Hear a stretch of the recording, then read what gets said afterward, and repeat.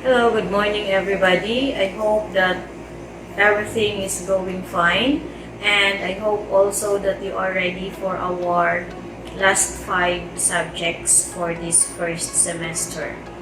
So, my subject for your section is the DISS, or the Disciplines and Ideas in Social Sciences. Now, before I proceed with our week 1 lesson, I just want to remind everybody that this time around, each week, you are just going to have 2 learning tasks per video. But then, I want to focus on your tagubilin and the reflection.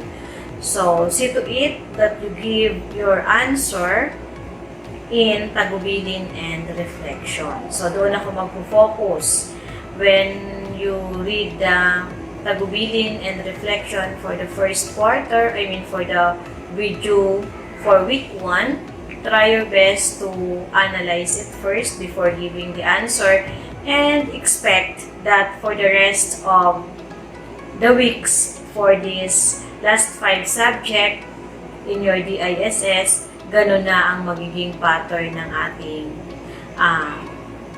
tagubilin.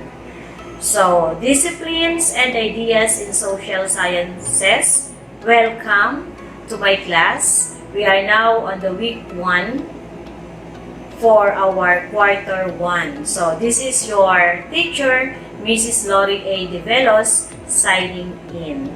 So, for week 1 of this video, it covers 2 weeks based on our module. So, for week 1 and 2. So, for this week, we're about to discuss the nature and functions of social science disciplines. So, later on, we will find out why we have to study DISS, or Disciplines and Ideas in Social Sciences. So, for your Milk 1, you have to differentiate the nature and functions of social science disciplines with the natural sciences and humanities. First, you have to define science, natural sciences, and the humanities. So, what do you think are the difference between the 3? Then, distinguish social science and natural science and humanities. So, what are the difference between the 3? Then, you have to compare and contrast the various social science disciplines. So, those are the objectives for our week 1. Let's proceed for your learning task number 1. You are going to write at least 5 social issues that we are facing right now, or that you have read from the newspaper, or heard over the news, or watched over the television. Write it in your yellow pad, and then give a little bit explanation with regards to that 5 social issues. So, this activity can be found on page 3 of your module. Let's proceed. Once we say social science, the scientific study of human society and social relationships. Why is there a need for us to study human society and social relationships? Simply because we are living in a society, and each and every one of us are in a relationship. So, paano nga ba tayo nakipag-mingle sa yun? So, lies primarily on predicting and explaining human behavior. So, that is what we mean by social science. Why is it that a person behave this way? Bakit iba ang kilos niya sa ibang tao? Bakit ganito siya makipagrelasyon towards others? So, that is what we mean by social science. All of us, again, are living in a society. Next, natural science aims to predict all natural phenomena, and its studies are based on experimentally controlled condition of material entities, or a branch of science that deals with the physical world. So, that is what we mean by natural science. So, since we are living in a society, nandito tayo sa ibabaw ng mundo. Dito tayo naninirahan. So, kailangan nating pag-aralan ang mundo, ang lugar na ating tinitirahan.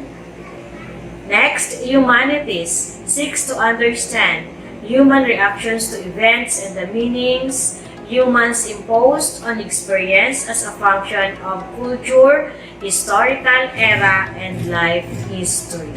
So that is what we mean by humanity or humanities, the way we react to an event, to a situation, to our experiences.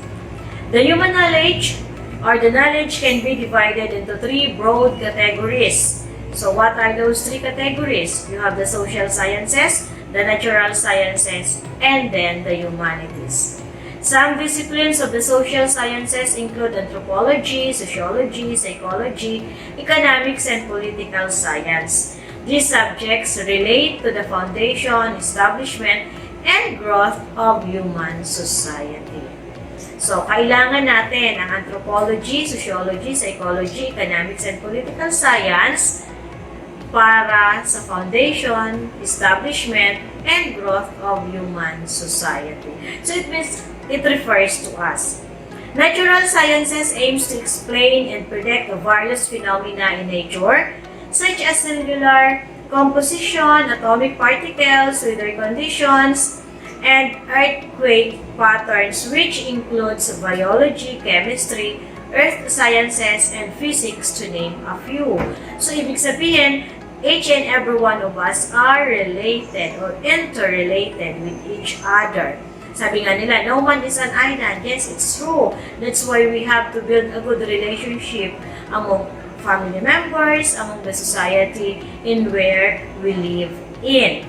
And doon sa kung saan tayo nakatira, kakailanganin natin itong mga natural sciences para pag-aralan, di ba? Paano nalalaman na may darating na bagyo?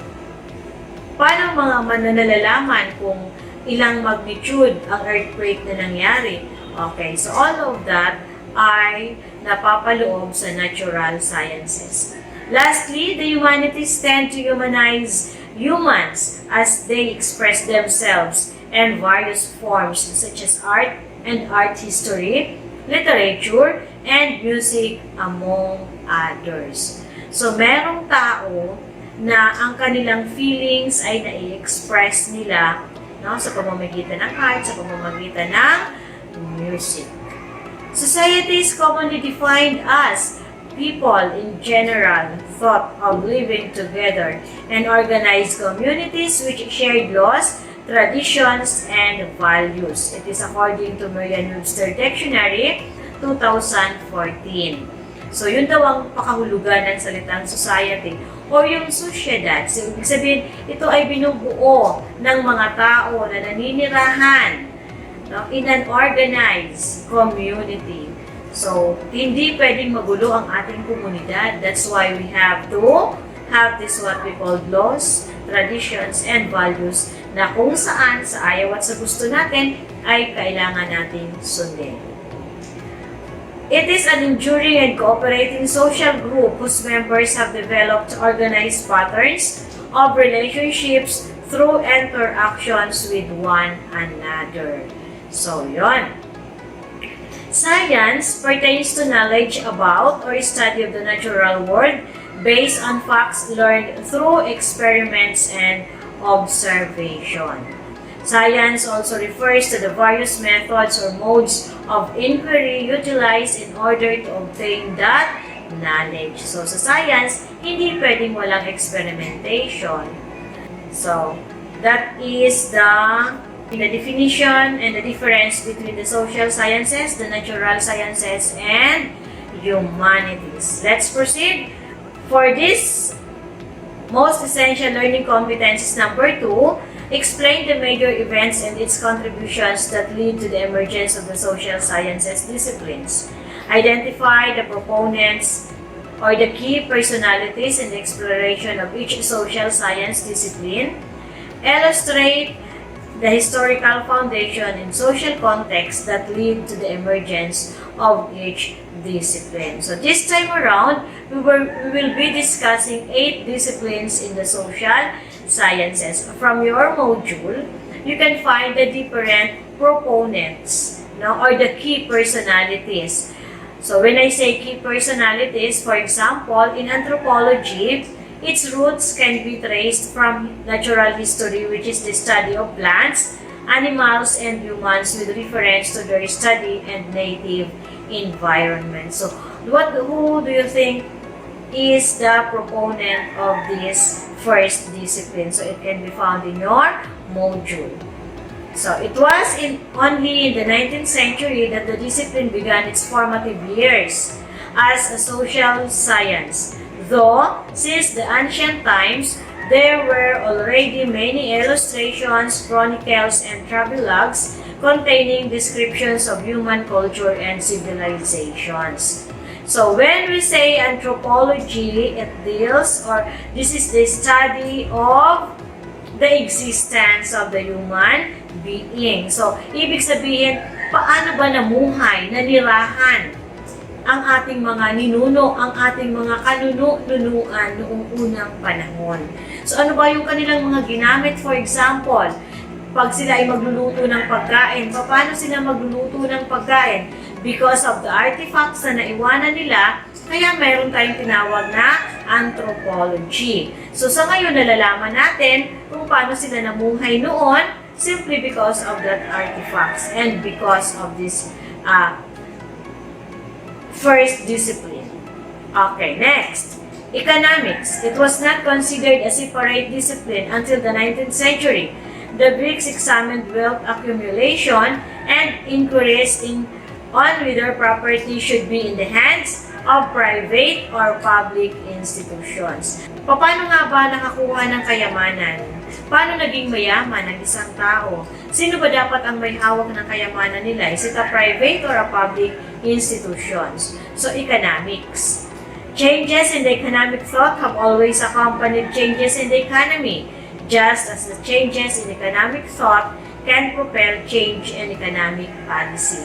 So, nabago, of course, we have also to change the policy. Next, geography. It is an ancient and honorable field of learning with its roots firmly set in classical antiquity.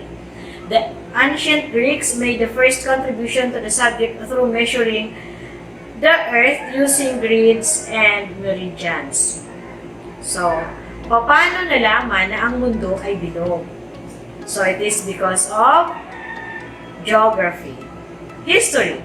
Influences of ancient Greeks have helped expound variant interpretations of the nature of history which have evolved over the centuries and continue to change today. Through the medieval and Renaissance period, history was often studied through a sacred or religious perspective. In the West, historians developed modern methods of historiography in the 17th and 18th centuries, especially in France and Germany. In the 20th century, academic historians focused less on epic nationalistic narratives, which often tended to glorify the nation of great men, to more objective and complex analysis of social and intellectual forces. So that is what we mean by history. So, ano nga ba sa Tagalog ang history? Kasaysayan, di ba?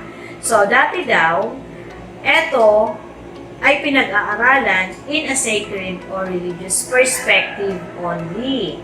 But then, as the time goes by, nabago ang pananaw na yun. Next, linguistics. It was the Babylon who first created linguistics text called Sumerian, whereas the Hindus also created text called Vedas. The formal study of language began in India, and it started with the formulation of 3,959 rules of Sanskrit morphology. Early interest in language in the West was a part of philosophy and grammatical description. So kapag sinabi natin linguistics, we are talking about the language. No? So paano ka magkakaroon ng text if you don't have a language? So yon. Next, political science. It was once part of the many related fields of study like history, philosophy, law, and economics. So before, it is just a part, political science. But nowadays, no. No? The theoretical and practical study of the state and the politics began way back to the time of ancient Greeks, about 500 to 300 before Christ. So, dati part lang siya ng history, ng philosophy, ng law and economics. But nowadays, no. Sa kolehiyo, meron ng course na political science.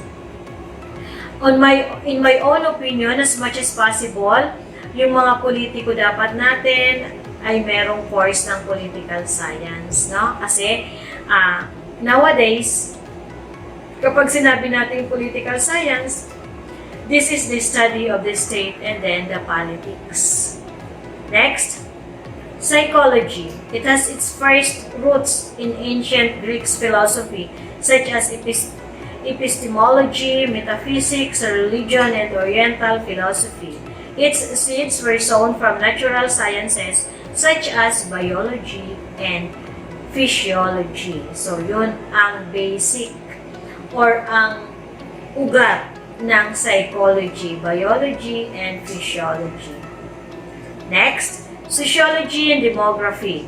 The intellectual, scientific, and industrial revolution which happened in Europe in the middle of the 19th century led to the development of sociology.